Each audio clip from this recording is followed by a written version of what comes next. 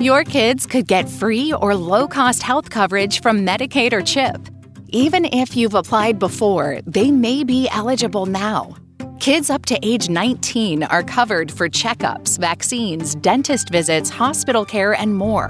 And if they already have Medicaid or CHIP, remember to renew every year. Visit insurekidsnow.gov or call 877-KIDS-NOW. Paid for by the U.S. Department of Health and Human Services. A man named Hank is enlisted to watch his neighbor Russ's cat named Bud. Shortly after Russ leaves, Hank is beset upon by a number of violent thugs and enforcers, all looking for something that Russ owed them. Hank is presumed to have been caught stealing. I'm Ronald Young Jr., and I'm leaving the theater.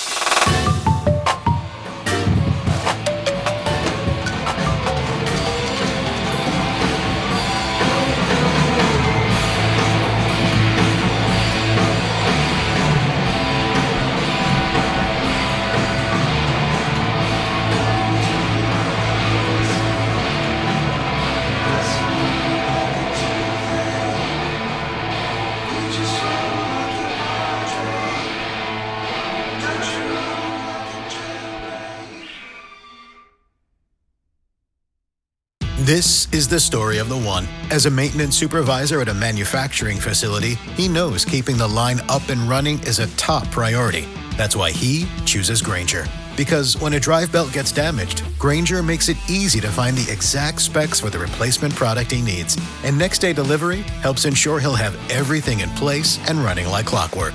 Call 1-800-GRAINGER, click Grainger.com, or just stop by. Grainger, for the ones who get it done.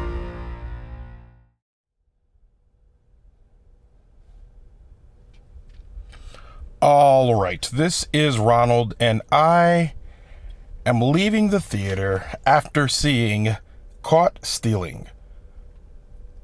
Caught Stealing, written by Charlie Huston, directed by Darren Aronofsky, starring Austin Butler, Regina King, Zoe Kravitz, Matt Smith, Liev Schreiber, Vincent D'Onofrio, Benito Martinez Ocasio, also known as Bad Bunny, Griffin, Dunne, and Kane. And for a complete cast listing, you can go to the link in our show notes. It is just me today.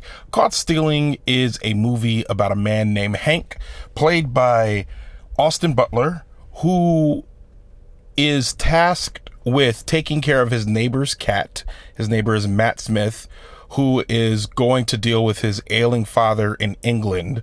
So he leaves the cat with Hank, and Hank then is beset upon by a number of villains and thugs who are attempting to get something back from his neighbor that he did not tell Hank about before he left. This, if you watch the trailer for this film, it is kind of billed as this like a crime romp movie where there's a fish out of water. Oh no, all this stuff is happening to me type of thing. I'm not thinking of any comparisons right at the moment, and I'll tell you why in a minute. You'll probably understand why in a minute. But it's just one of those films where it's like, oh no, you got the wrong guy type thing, but now you're still responsible. Like it's one of those films. And Hank is in a casual relationship with Zoe Kravitz in the film, and she is trying to help him as he goes along his way, trying to navigate this situation. I didn't like this movie. I have a feeling that it's probably attached to the last week and really starting to think about violence, and just think about violence generally, how it's used in film, what it means as a tool of oppression, and what it means when it's gratuitous. What does it even mean when there's something that is gratuitously violent or needlessly violent in some cases? And this film is very violent, and it's violent in a way where there is no payoff. I don't feel any catharsis afterwards. And I started to think about what that actually means, that there's a lot of stuff that we're watching in which there's some sort of violent setup, or someone gets punched in the face, and I'm supposed to be so angry that I can't wait to see that person get like dropped off a cliff later in the movie. It's typically like some sort of a goon or something that's doing something terrible. This is a film in which early in the movie, Austin Butler is beset upon and beat so severely by these gangsters, and they show this to us by these Ukrainian gangsters or Russian. No, I think they're Russian, by these Russian gangsters. And I didn't make a mistake. There's a point in the film in which someone says they are Ukrainian, the other person says they are Russian. So it's not me making a mistake. I'm just trying to remember what the movie settled on. And they beat him so severely that, one, it was hard to watch a little bit. Like the sound design was great in that regard. But also, he has to get his kidney removed because it was damaging. It was bleeding inside of him, and it was bad. And there's a sense in there where, when you see this type of violence in a film, you expect them to kind of pull back to be like, maybe like more funny. Maybe it's like, oh, these are like hapless criminals. And the violence isn't like, it's more cartoonish violence, but this felt like very like gritty, real world violence. But then they would try to punctuate it with jokes, i.e. one of the most violent thugs in the movie is kind of making jokes, and he's like not very good at English, but he's also like making a lot of pop culture references when he's talking. But when he's doing that, horrible things are happening to Hank. And for me watching this, and I'm wondering if this is attached to what happened last week and kind of how I've been thinking about violence and the way everyone's been kind of pontificating on it, what it means. I was uncertain if like this movie was doing a bad job of this, which I suspect that it is. And is it just compounded by the fact that I'm thinking about these things?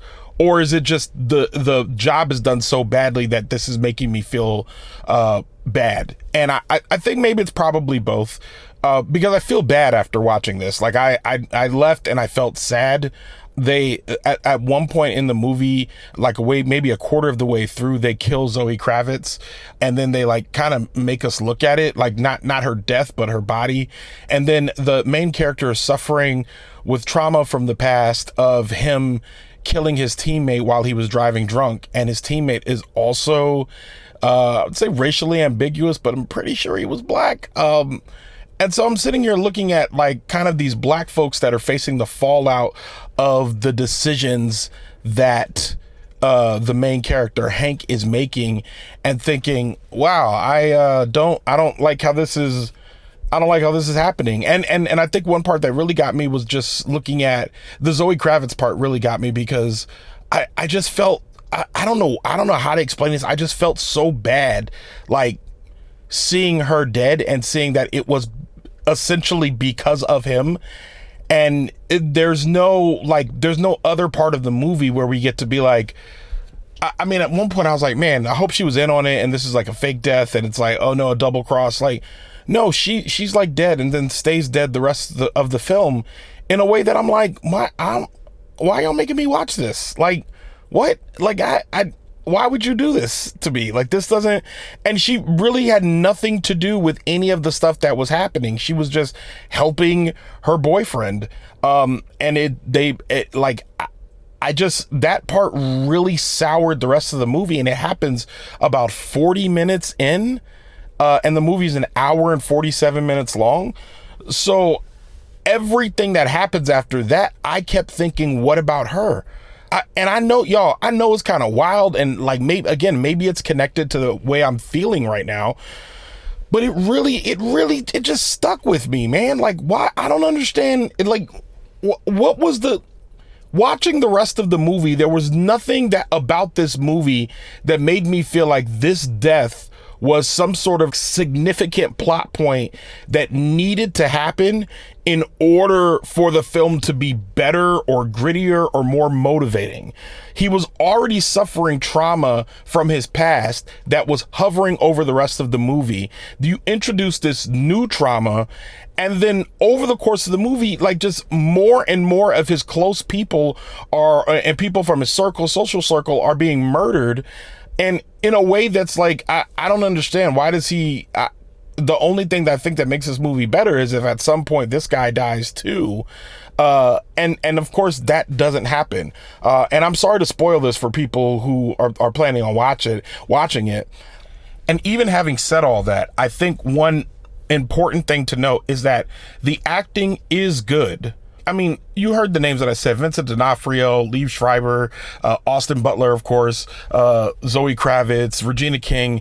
Everybody punched in to work, but I really am concerned about why this is a story that needs to be told right now.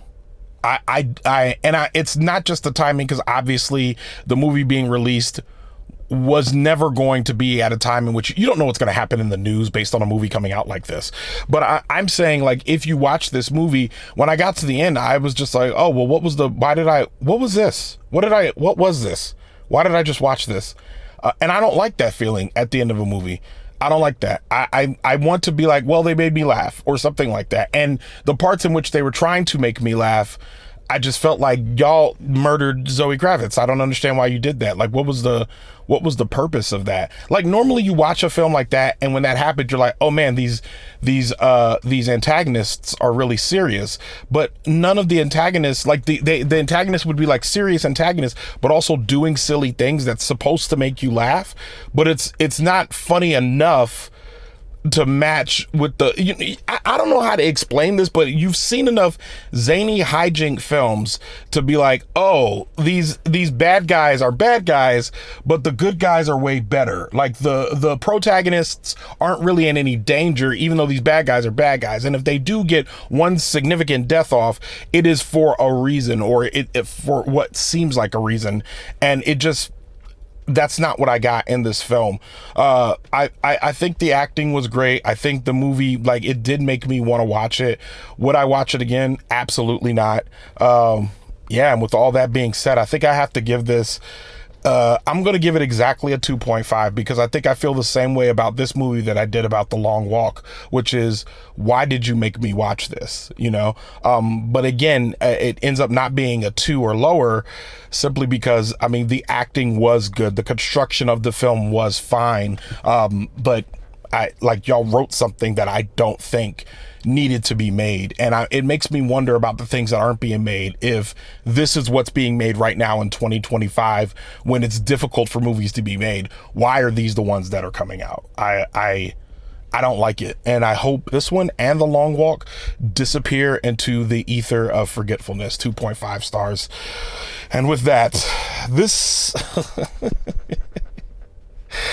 Leaving the Theater is a production of Oh It's Big Ron Studios. I mixed this episode, and y'all can tell from the weariness of my voice, it's been a long day. It's the end of a Sunday. It's been a long week, and it's about 6:53 right now. And what I'm planning to do is walk into my house and start watching Highest to Lowest for an On the Couch episode of Leaving the Theater. That's right, On the Couch is back, but On the Couch is only available through Patreon. That's right, patreon.com/leaving the theater. You now have 3 unique offerings on the Patreon only. That is the ad-free feed. I'm sure you've been hearing the ads now. We turn them on. They are programmatic. They should be out through all of the catalog of the episodes. If you're listening right now, if you heard this episode, you probably heard an ad, unless you're a Patreon member.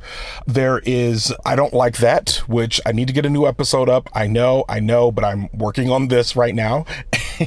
And you now have On the Couch. So On the Couch episodes, which will involve typically television shows and, documentaries, things on Netflix, stuff that shows up that is not going to be in the theater. I will now be reviewing those. On the Couch, there will be a little bit lower production lift for me, i.e. there'll be less of the intro, just more me sitting on the couch pontificating. They'll still be edited, but just edited more lightly, but those will still be available through Patreon only. This is a labor of love, but it is labor. So if you're interested in the extra offerings that we have on patreon.com, go to patreon.com/leaving the theater, or go to the link in our show notes. Show art from Heather Wilder. Theme music by the mysterious Breakmaster Cylinder. For more information about Caught Stealing, check out our show notes. You can follow me on Instagram, Blue Sky, TikTok, Threads, or Letterboxd at Oh It's Big Ron. That's at OHITSBIGRON. You can find out more about this show and other Oh It's Big Ron Studio shows by following us on Instagram at Oh It's Big Ron Studios. Leaving the Theater will be back soon. Thanks for listening.